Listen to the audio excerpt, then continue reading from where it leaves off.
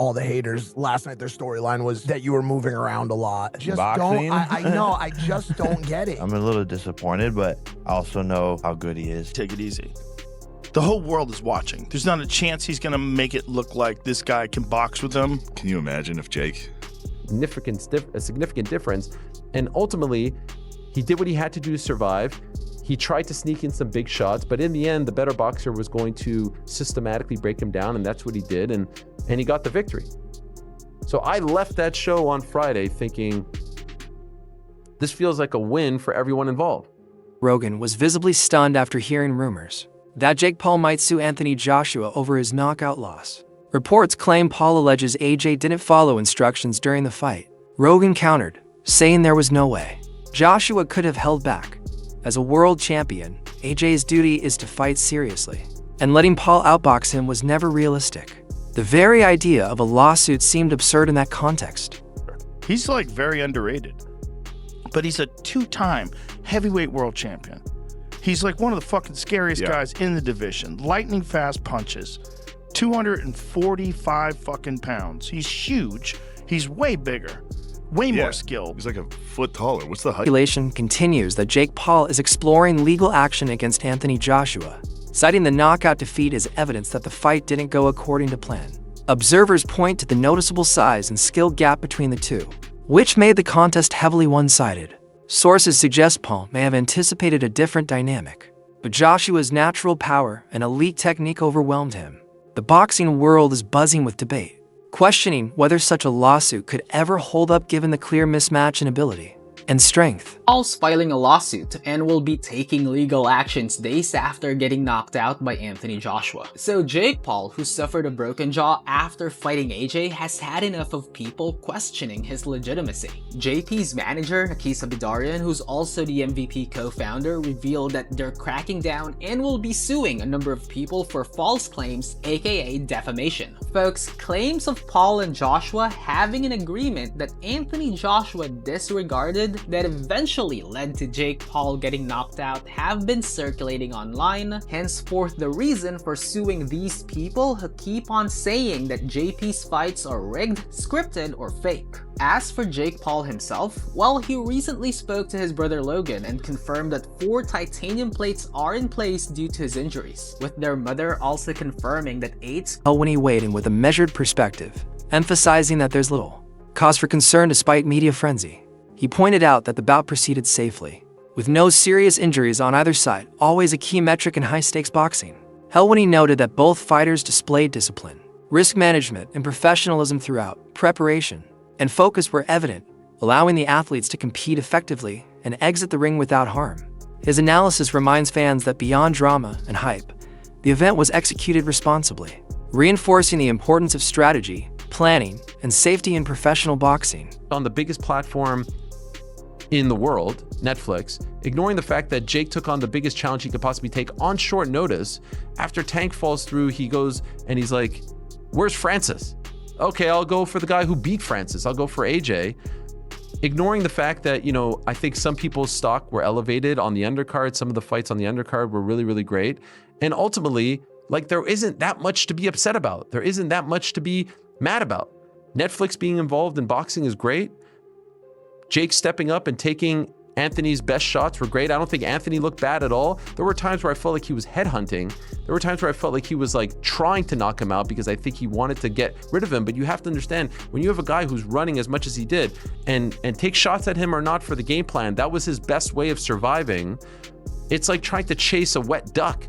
You have to get him. And I think Anthony did actually a good job of pinning him into the corner sometimes, cutting off the ring, but it's hard to get a guy who's moving so much, who's clinching you, who's trying to do the antics that he was doing. That was the best chance for Jake to survive and then hope that he could crack him. He got tired, the ring was big. It was 22 by 22 as opposed to 20 by 20. There was a significant difference.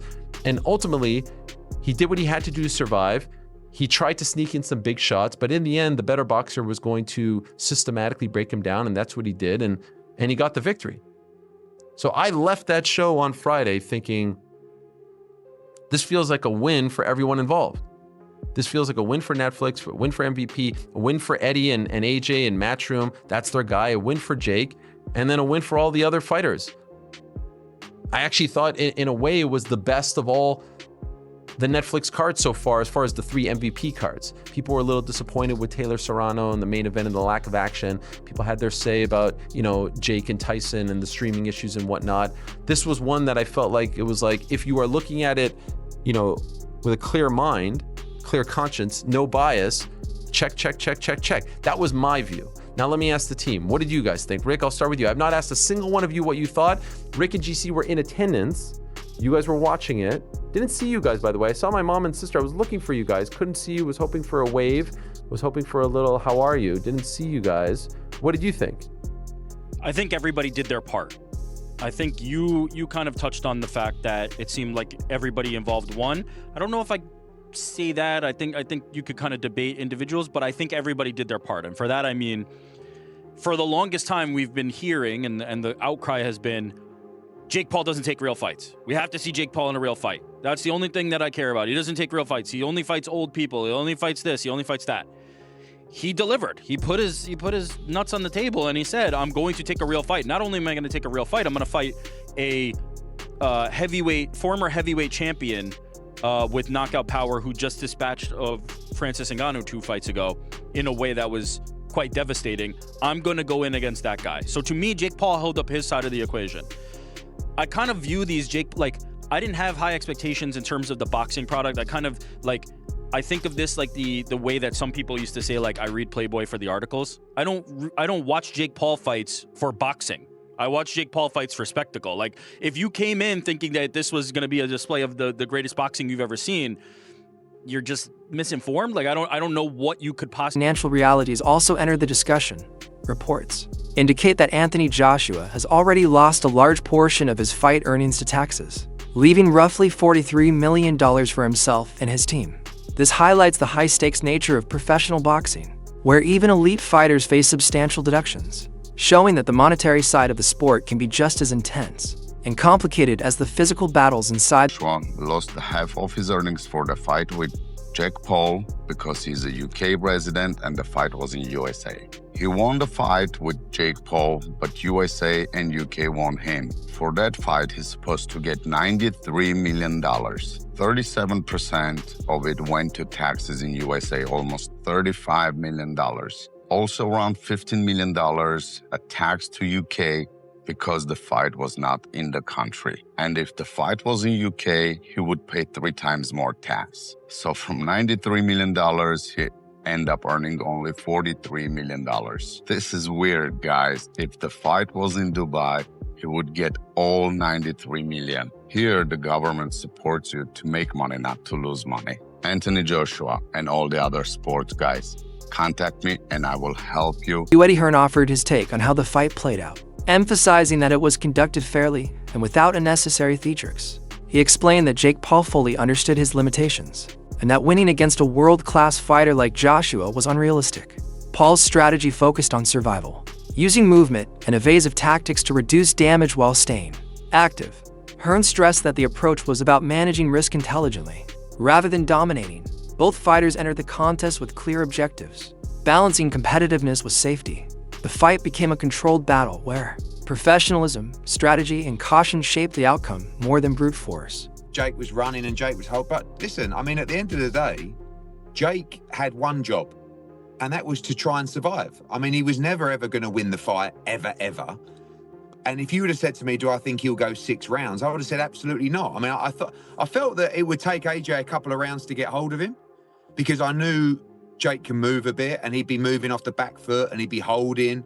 But it was the way that he did it, I think, was actually quite impressive. Like, not that particular part, but the way that he would, the way that he was strong in the clinch. He wouldn't let AJ get his shots off in the clinch. He made him miss a few times. And obviously AJ's been out of the ring for a while.